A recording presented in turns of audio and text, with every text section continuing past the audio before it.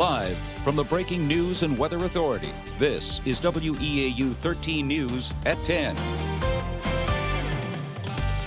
Good evening and thanks for joining us.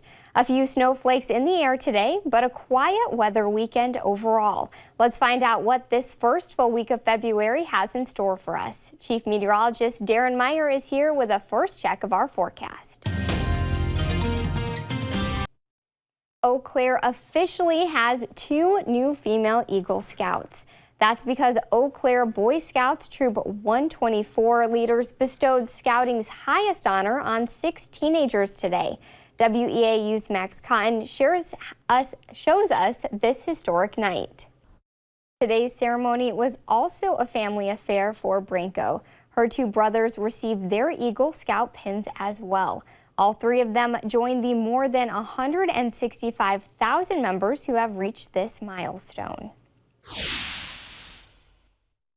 A tire shop in Galesville is a near total loss after a fire early this morning. The Galesville Area Fire Department responded to a building fire at Jeff's Service shortly after 4 a.m. The fire chief estimates the fire created about $1.5 million worth of damage. The business's cat also died in the fire. 1 firefighter was hurt and taken to a hospital with minor injuries. The cause of the fire is still under investigation. Minnesota's governor is calling for change to no-knock warrants in the wake of the shooting death of Amir Locke. Police shot and killed Locke Wednesday morning in a Minneapolis apartment while serving a no-knock warrant. Police entered the home with a key. Fallout from Locke's death has led to protests in Minneapolis over the use of no-knock warrants, which allow officers to enter a home without knocking and announcing their presence. Again, Locke was not the target of the warrant and was sleeping as police entered the apartment. The world's largest retailer may be adding another location in Wisconsin. Amazon is working to buy more than 130 acres for a distribution center in the village of Cottage Grove in Dane County. According to the Dallas-based property developer, will bring up to 1,500 new jobs and invest millions into the community. For some of those who live in the area, the retail giant is an unwanted addition to an otherwise quiet community. They fear the environmental impacts outweigh the economic ones. The environmental impact is really a real concern, and we've even done some modeling on some of the traffic, and looking at it, it's terrifying. There's really not been a lot of effort on Amazon's part to actually involve the community. It's really been kind of cursory and really, I think, trying to push it through without any real involvement or input from the local community. The proposed project requires a second round of approvals. It will first be considered at the February 16th Plan Commission. If approved, it would next be considered at the February 21st Village Board meeting. The U.S. hit a grim milestone this week. The death toll from the COVID-19 pandemic has passed 900,000. That's according to new data from Johns Hopkins University. Experts believe the true number is much higher. The U.S. Centers for Disease Control and Prevention estimate that between February 2020 and September 2021, the number of COVID-19 deaths in the U.S. were actually more than 30% higher. The CDC reports unvaccinated adults have 97 times greater risk of dying from COVID-19 than adults who are fully vaccinated and boosted. More than 3/4 of U.S. COVID-19 fatalities have been in those over the age of 65. Globally, the U.S. accounts for about 16% of COVID-19 deaths. That's more than any other nation. Are all COVID-19 testing sites legitimate?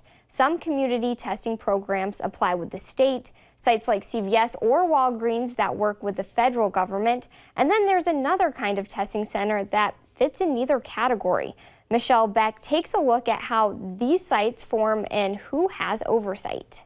The Department of Health Services is the primary contact for complaints about COVID-19 testing sites. Their team did not respond to requests for an interview. Coming up in Sports Scene 13, NBA action as the Bucks battle the Clippers and the Timberwolves face the Pistons.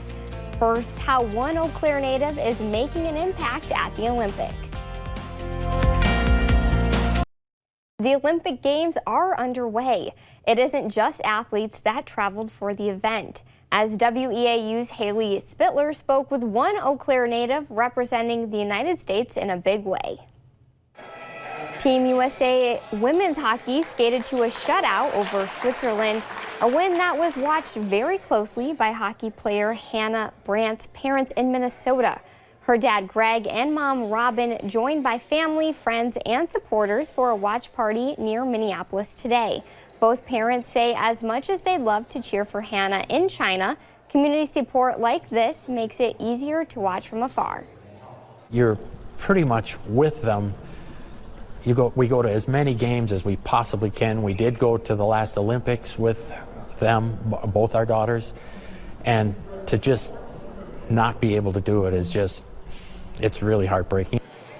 Brandt's dad says he remembers all those years of hitting the ice after dinner every night. And now the neighborhood ice rink is named for both of his daughters, Hannah and her sister Marissa, who is also a hockey player. Our heating demands may be a little less this week as we catch a break from some of the bitter cold we've seen this winter. Skywarn 13 Chief Meteorologist Darren Meyer has your forecast details next. They're all minimal. I do think we could see a few snow showers Wednesday, maybe Thursday or Thursday night into Friday. But as far as accumulations go, not a whole lot, Maria, expected this week.